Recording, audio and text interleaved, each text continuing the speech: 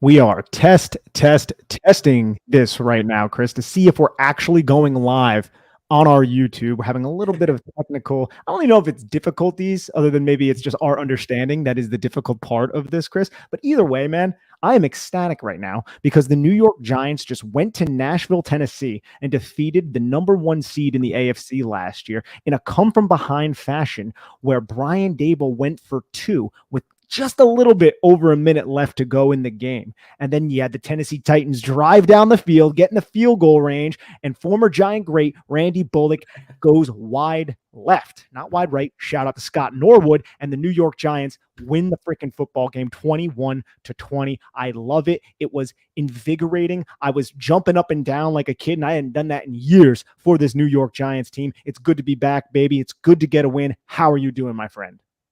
Yeah, I gotta say, this is just one hell of a game. This was just a stunning win. Because you go back to the first half, this looked like just the same old Giants.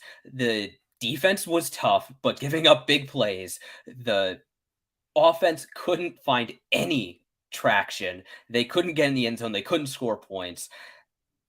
Saquon Barkley looked pretty good in the first half, but that was about it. This really looked like the Titans were going to run away with the game. And then the Titans kind of fell apart in the third quarter, and the Giants were able to take advantage of their mistakes. Sterling Shepard took advantage of a terrible coverage breakdown by Christian Fulton. Saquon Barkley took advantage of some terrible tackle attempts and a great block by Joshua Zudu for that big run. And that was really all the Giants needed. And speaking of Saquon Barkley, he might be the emphasis that we want to really just talk about right now because we've been waiting for a 2018 light Saquon Barkley. 2019 had the high ankle sprain, finished the season strong, tore his ACL in 2020. Last year was terrible. Not necessarily all on Saquon Barkley coming back from an ACL injury, obviously, but the entire situation with Jason Garrett and Freddie Kitchens, it was just a bad situation. But what he just did against the Titans, who, mind you, now they lost a couple of defensive pieces, but mind you, they were I think the second best run defense in the National Football League last year. And what they were able to do was what he was able to do along with the blocking. And we could talk about the blocking, Mike Kafka and some of the play calls a little bit later. It was phenomenal. You saw the explosiveness. You saw Saquon Barkley hit those home runs, but not even just that. He also had those 5-6 yard gains that you did not see over the last couple years of him using his vision and his decisiveness to read blocks, allow blocks to set up, and then find the most advantageous hole to explode through. I felt like Saquon Barkley had one of the best games we've seen from him as a New York Giant. Yeah, he really did. He didn't get involved as a receiver all that much. The Giants tried to go to him in the end zone. That didn't work out too well. But as a runner, he looked faster, more explosive, and more agile than he has in years.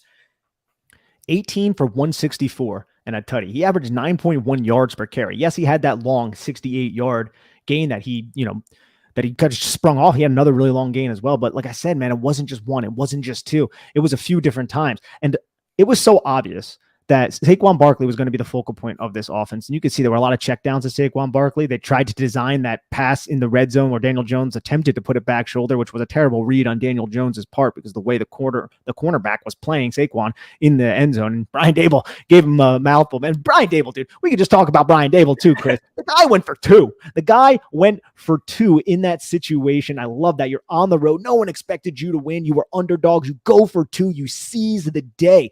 Total A7X Avenged Sevenfold style. You seize the day. I loved that about Brian Dable. But yeah, man, I mean, there's a lot to kind of dive into here too. Like to kind of go off on another tangent, like what's going on with Kadarius Toney, Chris? That's a whole other weird thing. I don't know. The reports of him just sitting by himself on the bench. I think he had 2 snaps in the whole first half. Wan'Dale Robinson, which we have to mention, knocked out of the game with a knee injury. Hopefully he will be okay. He took a hard shot on his one reception, but he had 9 snaps before he was knocked out of the game. So he had 4 times as many snaps as Kadarius Toney in the first half, and he left the game early. I don't know what's going on there. Yeah, the Giants did try to get Toney involved in the second half. He is very quick. He is a weapon, but for all of his moves, all the jittering and everything he did, all the excitement, he didn't really do much.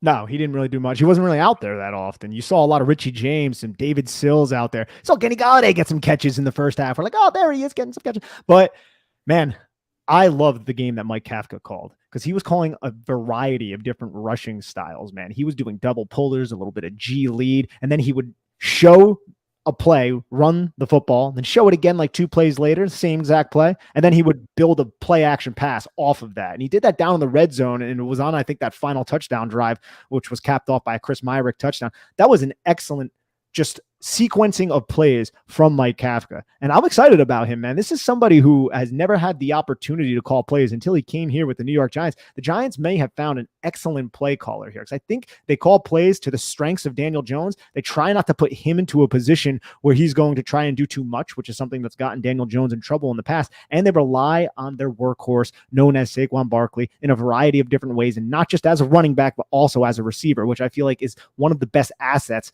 about Saquon Barkley that we haven't really seen come to fruition since he arrived here in 2018. Yeah, we were always asking for the Giants to get Barkley more involved as a receiver, run those wheel routes, run the angle, the Texas routes, move him out to the slot, move him out wide.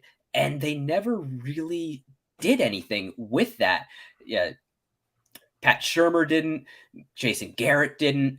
But finally, it looks like the Giants have a football mind that understands what year it is. It understands that it's 2022, not 1992 out there.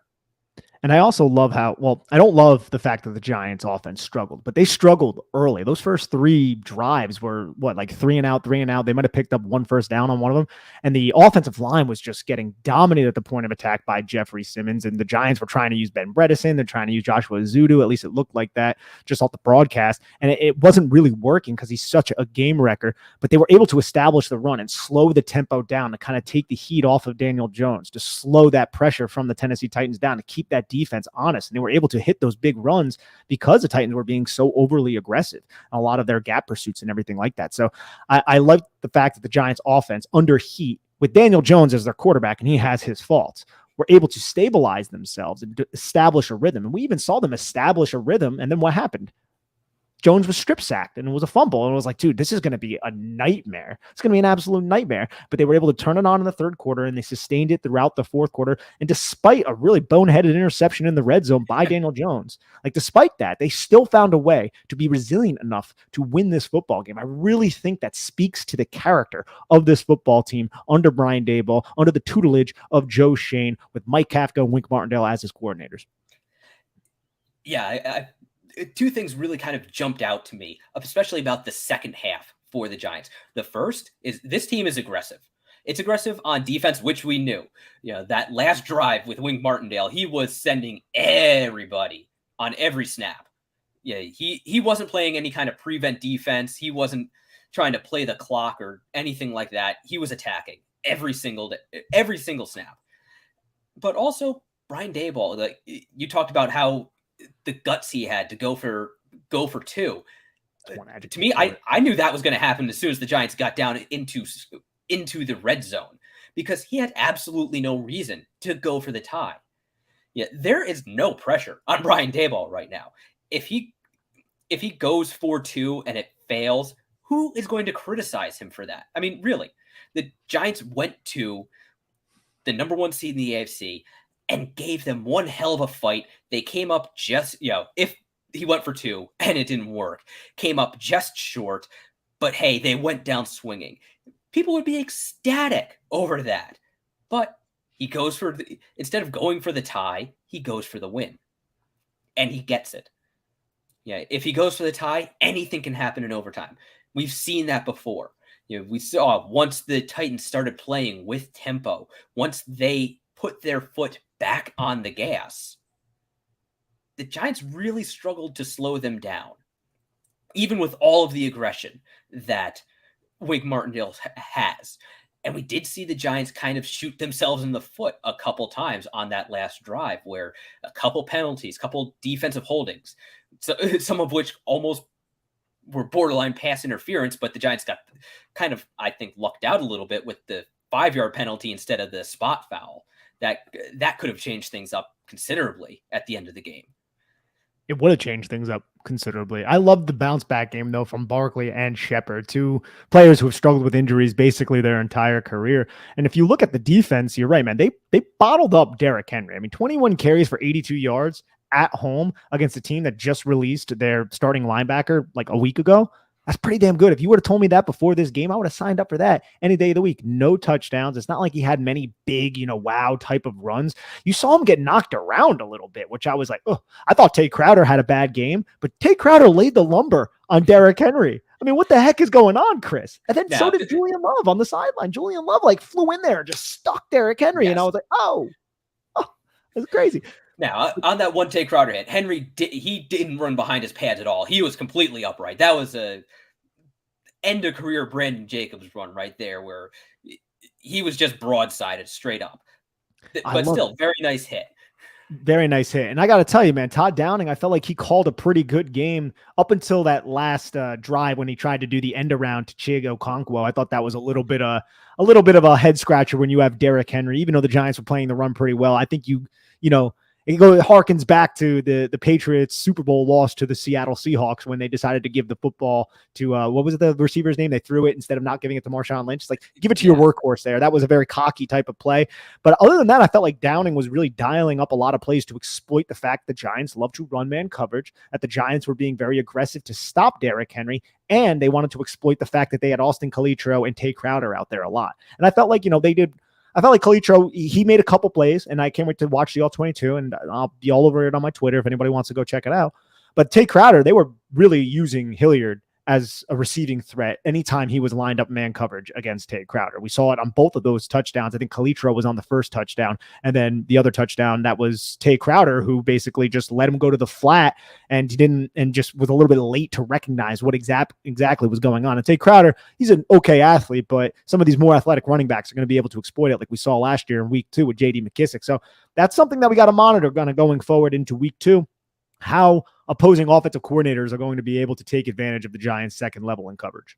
Yeah, that's something I think we're going to see a lot. If they can isolate Tay Crowder on an athletic running back, looking at Christian McCaffrey, looking at J.D. McKissick, that's something that's something Wink Martindale is going to have to deal with right there. So I actually wouldn't be surprised to see maybe some more safeties out on the field. Dane Belton. Week. I think when Dane Belton gets back, he's somebody who can find his way onto the football field if he's up to speed with everything terminology wise and whatnot.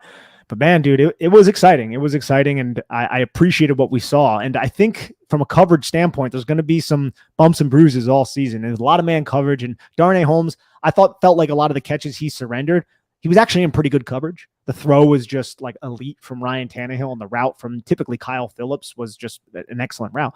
But I will say he gets grabby, man. On a couple of those pivot routes where Kyle Phillips sold like he was going in, pivoted outside, he always has a tendency to grab underneath the shoulder pad, and it gets flagged every time, rightfully so. A lot of those times, man, when you see the yellow laundry come out on those final drives, I'm like, oh man, that better be a bad foul. And then it was oh. No, it was yeah. And I gotta say,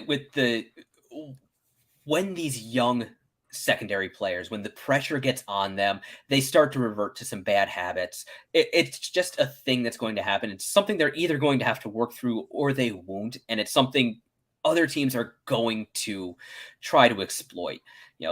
I fully expect to see teams trying to scheme pressure up the interior of the Giants offensive line whenever there's an obvious passing down, which I kind of get the feeling that Mike Kafka is going to try to avoid.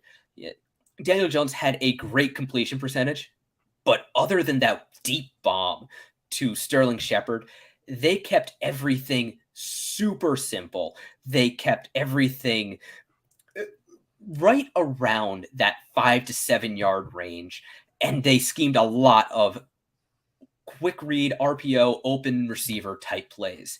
They did not put much on Jones at all. And I appreciated that too. I think that's the way you win with Daniel Jones. And that's not necessarily a knock on Daniel Jones, but allow him to be comfortable. And what was he comfortable doing in college under David Cutcliffe? Running RPOs. I think that's the best way. Somebody has a ad running. That's ESPN guys doing Thanks, ESPN ESPN. things. We are not Yeah, advertising for ESPN. Thank you. yeah, no, thank you. But I am looking at your stats right here, and it is nuts though too, Chris, because this team was goose egged going into halftime. They looked Yes. terrible, like I said, those first couple drives, and then they had really just back-breaking mistakes that did not allow them to score points until the defense really stepped up. I mean, Titans received the football, and I was like, oh crap, man, we're screwed, But the defense stepped up 3-and-out, and then freaking Saquon Barkley just put the team on his back with that 68-yard run, and then he ended up capping that off with the touchdown. And then you had another 3-and-out from the Titans defense. So, and then that's when Daniel Jones hit Sterling Shepard. And at that point, I'm like, yo, we're gonna win this game. I think I saw Snacks, who is a buddy on Giants Twitter, Nicky Snacks, tweet at halftime, we're winning this football game. And I was like, I love that. I love the spunk there. You know what I'm saying? And he was right. They won the football game. And, you love when you call your shot and you're correct. So Snacks, shout out to you, bro. Yeah, and it did help that the Titans receivers, they got beat up by the ball. You had the ball go right through a couple guys' hands, bounce off, just bad deflections. I thought Ryan Tannehill played a good game. He was very aggressive with challenging the Giants defensive backs. He tried to fit the ball into some spots where he should not have tried to do that. But he also completed more of those throws than he probably should.